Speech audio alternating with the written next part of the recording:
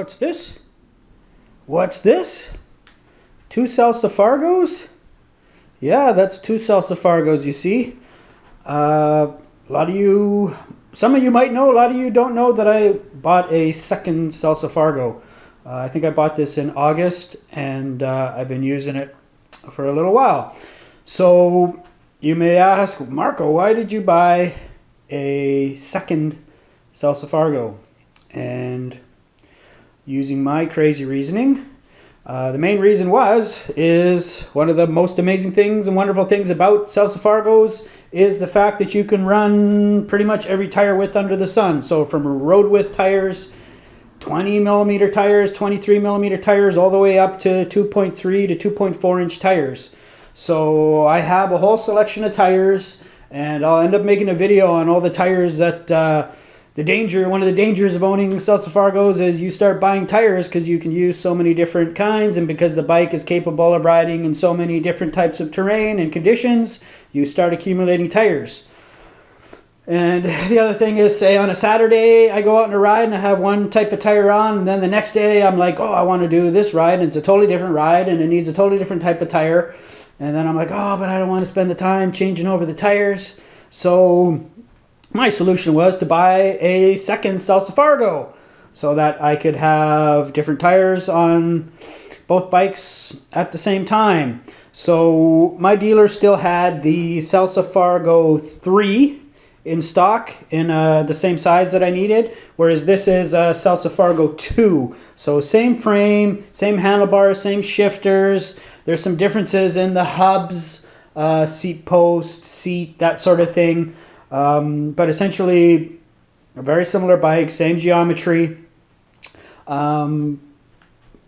I did change the gearing on it a little bit. The way I'm looking at these two bikes, basically the blue bike is the bike that I'm going to use to generally run fatter tires the majority of the time, and that it's going to be more of an off-roady type of bike. So you can see actually by the handlebar heights that it's a taller bike, so it's a higher front end now with the suspension, and I have the handlebars at a higher height. They make it more comfortable.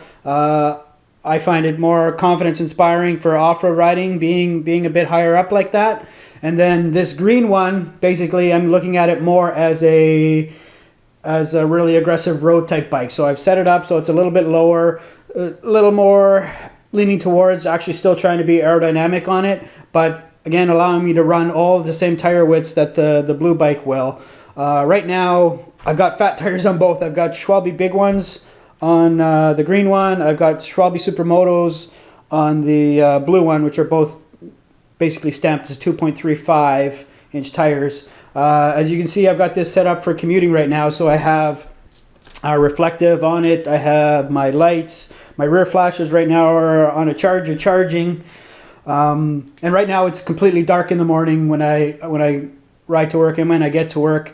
And that's another scenario where I prefer fatter tires, the safety and security of fatter tires. I start running them at slightly lower pressures than I would. So, ultimately probably lose out on some speed, but they're just more safe and secure when you're hitting things in the dark and you might not see something. You're entering bike paths and there's curbs and that sort of thing.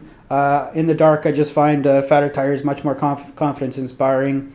I made a small difference in gearing between the two. So on the blue bike, I have an 1136 cassette. It's still a 42 and I think 28 small. So this is still a 42-28 up front, but I've gone to an 1132 in the back. So a slightly tighter ratio. So should be better for, higher speed road riding with less big jumps between gears. Color wise, I really like this green. I actually like it more than the blue. When you see it in person, especially in the sunlight, it has basically shiny flakes in the paint, so it's a really nice paint job. The other reason I like this bike, I want to have this bike, is it also has water bottle cage mounts on the fork, but because I went to the Louth fork on the blue bike, I lost the ability to carry water bottles on the front. So basically this bike has 5 water bottle mounts, so you can mount 2 bottles on each, one on each fork, and then if this bag wasn't here, you have your traditional mounts, water bottle mounts here, but then you also have water bottle mounts underneath. So if you're doing some epic day rides, you could actually carry five full water bottles on this bike.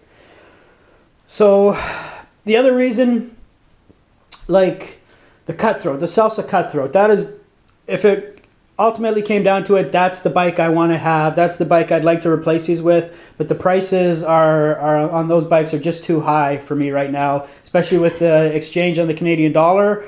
Like the cheapest Cutthroat is going to be well over $3,000. And there is a newer version, the newest version of the Fargo.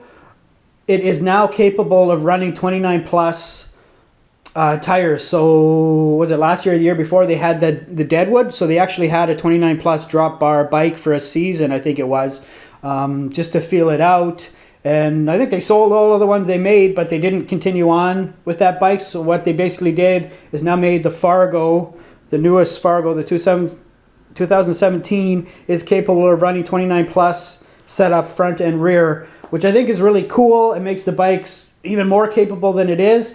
But I already have a 29 plus bike, and my interest in 29 plus would be a flat bar mountain bike. So the Fargo isn't kind of going in the direction that I'm interested in. So my dealer still had one of these left. And I got it for a very, very reasonable price. I mean, for the price, this is an amazingly capable, fast, fun bike. So I added this one to my fleet, and now basically I'm jumping between the two, so the life of each bike gets longer because I'm not spending all my time on one. I can jump between the two. So yeah, I'm really happy to have a second Fargo. Like I said, I have it set up, this bike set up more towards speed, and I have the blue bike set up more towards like off-road, slight lighter off-road use for climbing, really tough gravel road climbing. This obviously you can still gravel road climb, but I have a much tighter ratio cassette on it. And then the blue bike obviously has the Lauf suspension fork on it. I'd love to get a Lauf on this, but I want to keep the water bottle mounts, and the Lauf fork is really expensive. This bike is pretty, I'm going to try and keep it pretty cost effective. So there you go. I now have 2 Salsa Fargos in my fleet, and I'm very happy about that. Thanks for watching. Bye.